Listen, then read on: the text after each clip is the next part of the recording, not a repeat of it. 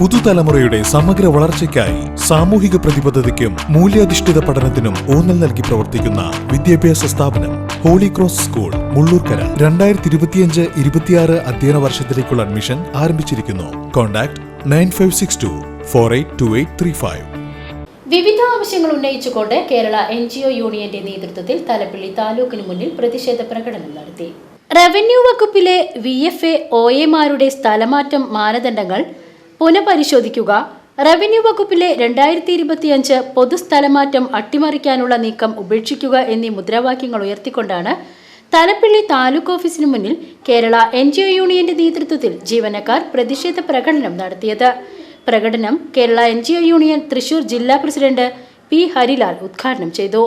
Union area secretary Sajeesh Kumar, president V. Jayakumar എന്നിവർ പ്രകടനത്തിന് നേതൃത്വം നൽകി. PCV news, Vadakkanchery.